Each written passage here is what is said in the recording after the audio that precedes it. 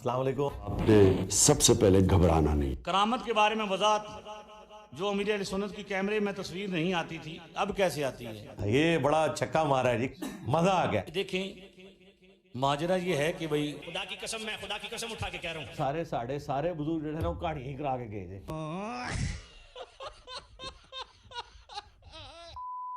نبی پاک صلی اللہ علیہ وسلم کی معجزات بھی ہیں. یہ جو اب وہی ابھی میں نے کہا نا کہ الہاد کی طرف لے کے جا رہے ہیں, الہاد پر لے کے جا رہے ہیں کہ کہتے ہیں کیمرے میں پہلے تصویر نہیں آتی تھی اب کیوں آتی ہے؟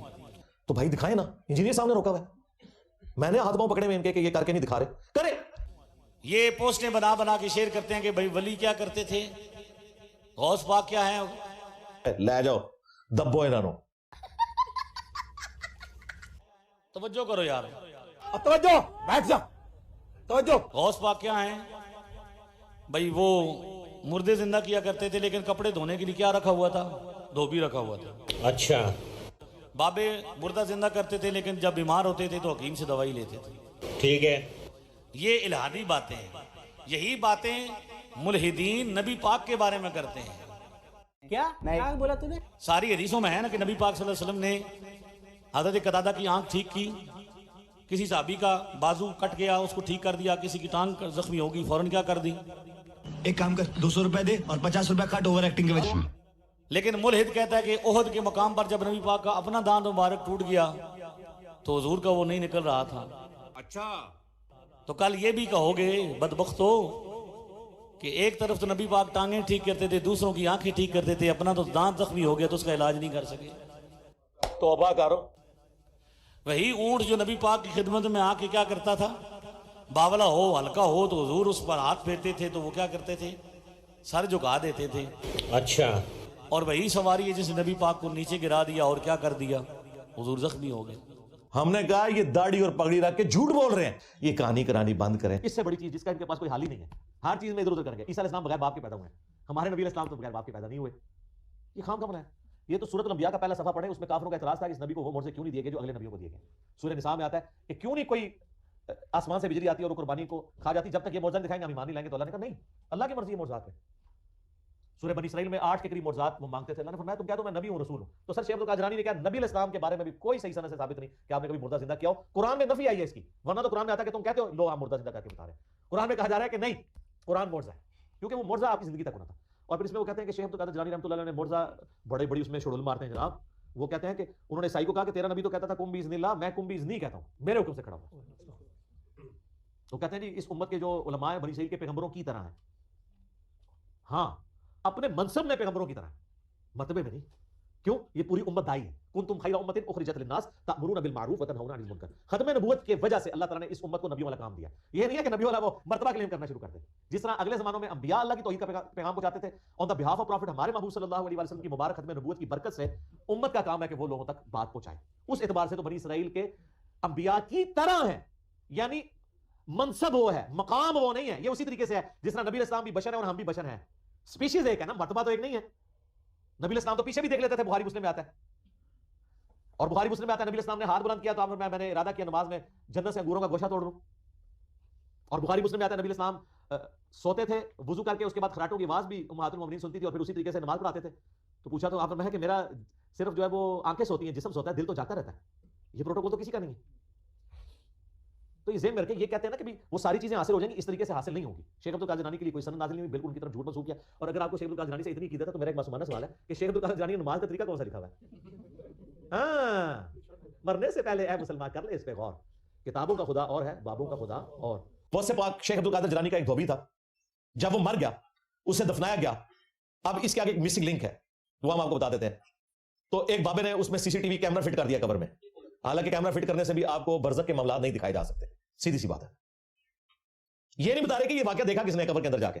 کہتے ہیں فرشتے آئے سوال کرنے کے لیے, پوچھا من ربو کا, تو اس نے کہا میں غوث پاک کا دھوبی ہوں. یہ واقعہ ڈاکٹر طلب قادری صاحب نے بھی بیان کیا ہے, یہ پیر اجمل قادری نے بھی بیان کیا ہے, یہ مفتی حنیف قریشی نے بھی بیان کیا ہے, اور ظاہر ہے اشرف تھانوی صاحب نے جب بیان کیا تو دیوبندیوں کے کھاتے میں بھی ڈل گیا. امداد اللہ ماجر مکی نے بھی اگر اسے جسٹیفائی کیا تو دیوبند اور بریلی دونوں کی آپ سمجھ لیں وہ روحانی قبلہ گاہ ہے امداد اللہ ماجر مکی, بدعتی صوفی. تو یہ ساروں کا مشترکہ واقعہ ہے. کہتے ہیں پوچھا کہ ماں دینوں کا, تیرا دین کیا ہے؟ اس نے کہا میں غوث پاک کا دھوبی ہوں. پھر جب رسول اللہ کے بارے میں سوال ہوا ما کنت تقول فی حق ھذا الرجل, اس مرد کے بارے میں تیرا کیا عقیدہ تھا؟ تو وہ کہتا ہے میں غوث پاک کا دھوبی ہوں. غوث پاک تمہیں یہ بھی نہیں بتا سکے کہ یہ رسول اللہ کی ذات کے بارے میں سوال پوچھا جا رہا ہے. تو یہ غوث پاک کس نبی کا ماننے والا تھا؟ کس خدا کا ماننے والا تھا؟ اور دھوبی پوری زندگی تجھے 3 باتیں نہیں وہ سکھا سکا. یہ تو غوث پاک فیل ہوئے ہیں, دھوبی نہیں فیل ہوا کہ پوری زندگی کپڑے دھوتا رہا, 3 باتیں نہیں غوث پاک اسے سکھا سکے. میں ہر اینگل سے اس کی انجینئرنگ کروں گا تاکہ جو بندی اور بریلوی ایک ہی تیر سے دونوں شکار ہو جائے. یا یہ مانے کہ ان کے بزرگ جھوٹ بول کے گئے. کہتے ہیں جی پھر اللہ تعالیٰ نے انٹروین کیا اور فرشتوں کو کہا کہ چھوڑ دو. اسی طریقے سے میں کوئی آیت بیان کرتا ہوں, کوئی حدیث بیان کرتا ہوں, اس کے اینڈ پہ کنکلوڈ کرتے ہوئے, آپ کے دماغ میں ڈرل کرتے ہوئے, کمپیریزن کرواتے ہوئے ایک جملہ بولتا ہوں کہ جب قرآن و سنت یہ کہہ رہا ہے, قرآن و سنت کی روشنی میں نبی صلی اللہ علیہ وآلہ وسلم کا سٹیٹس یہ ہے, صحابہ کرام کا سٹیٹس یہ ہے, اور آپ اپنے بزرگ بابوں کے بارے میں ان سے اونچا سٹیٹس کلیم کر رہے ہیں, تو اس کو میں کمپیریزن کرواتے ہوئے اینڈ پہ کہتا ہوں میرا نبی سا ہے ہی کوئی نہیں, تیرے سارے بابے تھے, شاہ ہی کوئی نہیں. کیونکہ اگر اللہ کے محبوب صلی اللہ علیہ وآلہ وسلم, صحابہ کرام علیہم رضوان وہ اس لیول پہ ہے, تو بابوں کا جو لیول آپ نے کلیم کیا وہ تو ان کے مقابلے میں شاہ ہی کوئی نہیں ہے. ٹھیک ہو گیا جی. چھوٹے مرزا صاحب کا یہ کلپ سماعت کیا جس میں وہ امام اہل سنت, مجدد دین و ملت, امام عشق و محبت, کہانی اعلی حضرت عظیم البرکت امام احمد رضا خان رضی اللہ تعالیٰ عنہ کی ذات مقدسہ پر عرض کیا. چونکہ وہ چھوٹے مرزا صاحب ہیں اس لیے وہ چھوٹی چھوٹی باتیں کرتے ہیں, اور اس بات سے یہ کلپ سننے کے بعد چھوٹے مرزا صاحب اور بھی چھوٹے ہو گئے ہیں. وہ تواڈے وڈے مرے ہوئے بزرگ بھی ساڈے اگے اللہ دے فضل نال فیل نے علمی توڑ دے, تسی تے شاہ ہی کوئی نہیں ہو. میں اکثر یہ بات کرتا ہوں کہ چھوٹے مرزا صاحب کا طریقہ کار یہ ہے کہ وہ ادھوری باتوں کو جھوٹے عنوانات کے ساتھ پیش کرتے ہیں. جھوٹ بولو اور بولو تاکہ ذلیل ہو. اس معاملے میں بھی چھوٹے مرزا صاحب نے چھوٹے پن کا مظاہرہ کرتے ہوئے ادھوری بات ادھورے عنوان سے پیش کی. او یار چھڑ دے بھائی, کہانی نہ کراؤ, اگے چلو. چھوٹے مرزا صاحب نے پہلی خیانت تو یہ کی کہ نام احکام شریعت کا لیا, لیکن وہاں پہ جو حوالہ چلایا وہ ملفوظات اعلی حضرت صفحہ نمبر 347 پر دیا. اس لیے میں کہتا ہوں مولوی اتنی پیڑی شاہ اللہ دے بندے ہو کہ وقت پیغمبر دی گل کوئی نہیں سندا, تہاڈی میری کنے سننے. پہلی بات تو یہ تھی کہ جو کتاب جس کا حوالہ دے رہے تھے اس کا حوالہ انہیں دینا چاہیے تھا, لگانا بھی چاہیے تھا. نا لیکن آپ دیکھ رہے ہیں کہ چھوٹے مرزا صاحب کسیوں کے کام انتشار, افتراق اور شک پھیلانا ہے, اسی لیے چھوٹے مرزا صاحب اپنا حوالہ جو دیتے ہیں اس حوالے کو بالکل 1-2 سیکنڈ چلا کے بند کر دیتے ہیں. لو جی نہیں منجی ٹھوکن لگی جائے. وہ اعلیٰ حضرت نے جو لکھا ہوا ہے آپ دیکھیں, اعلیٰ حضرت سے سوال ہو رہا ہے احکام شریعت میں کہ یہ جو وسمے کی بوٹی ہے اس سے داڑھی کو رنگ سکتے ہیں. وہ وسمے کی بوٹی کا تو رنگ نکلتا تھا کالا, اور وہ بخاری میں موجود ہے کہ حضرت حسین ابن علی کے سر اور داڑھی کے بال وسمے سے رنگے ہوئے تھے. اب اس کا علمی جواب تو کوئی نہیں تھا, انہوں نے جواب دیا وسمہ ہو یا تسمہ حرام ہے. اے جواب ہے, یعنی پھر وہ اس بات کا بھی مذاق اڑائیں گے. ابھی کسی اور نے کی ہوتی تو بریلوی کہتے ہیں دیکھو گستاخ ہو گیا, وسمہ دی بوٹی کا مذاق اڑایا جڑے حسین نہ آندے سر.